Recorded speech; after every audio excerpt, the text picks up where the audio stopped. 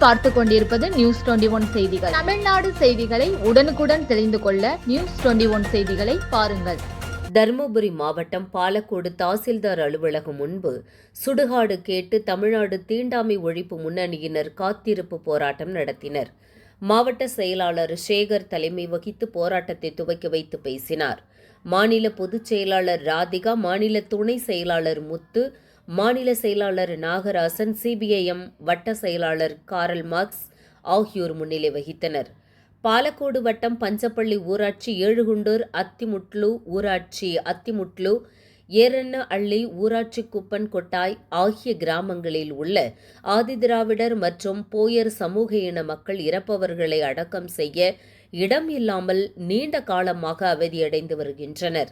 இதுகுறித்து கடந்த ஒரு வருடத்திற்கும் மேலாக கலெக்டர் முதல் தாசில்தார் வரை அனைவரிடமும் மனு அளித்தும் இதுவரை மயானம் ஒதுக்கி தராமல் சாக்குப்போக்கு காரணங்களை கூறி வருவதாகவும், மயானம் மேற்கொண்ட 3 கிராமங்களில் வாழும் ஆதிதிராவிடர் மற்றும் போயர் இன மக்களுக்கு மயானம் அமைத்து தரும் வரை காத்திருப்பு போராட்டத்தில் ஈடுபட்டு வருவதாக தெரிவிக்கின்றனர்.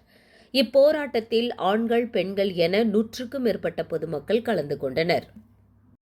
வட்டத்தில் உள்ள எர்னளி பஞ்சாயத்து, குப்பன் கொட்டாய், பஞ்சப்பள்ளி பஞ்சாயத்துல ஏழுகுண்டூர், அத்திமுட்லு பஞ்சாயத்துல அத்திமுட்லு ஆகிய 3 கிராமங்களுக்கு தீண்டாமை ஒழிப்பு முன்னணியின் சார்பாக மரியாதைக்குரிய தோழர் தியாகி பி. சீனிவாசன் அவர்களின் நினைவு தினத்தை முன்னிட்டு தமிழகம் முழுவதும் நடைபெறக்கூடிய இந்த காத்திருப்பு போராட்டத்தின் ஒரு பகுதியாக இன்றைய தினம் இந்த 3 கிராமங்களுக்கும் மயான வசதி கேட்டு இந்த ஆர்ப்பாட்ட காத்திருப்பு போராட்டத்தை நாங்கள் நடத்தி கொண்டிருக்கிறோம்.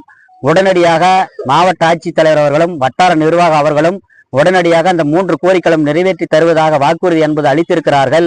எனவே அதற்காக அவருடைய ஒப்புதல் கடிதத்திற்காக நாங்கள் தற்போது காத்து கொண்டிருக்கிறோம்.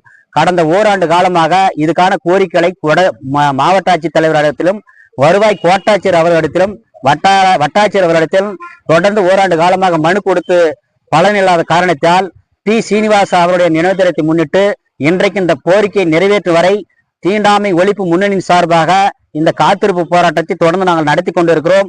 உடனடியாக தமிழக அரசாங்கமும் வட்டார நிர்வாகமும் இந்த பிரச்சனையில் தலையிட்டு எங்களுடைய கோரிக்கையை நிறைவேற்றி தருமாறு கேட்டுக்கொண்டு தமிழ்நாடு தீண்டாமை ஒழிப்பு முன்னணி சார்பாக தமிழக அரசாங்கத்தை வலியுறுத்தி வருகிறோம். எம். முத்து, தீண்டாமை ஒழிப்பு முன்னணியுடைய மாவட்ட தலைவர், மாநில துணைத் தலைவர்.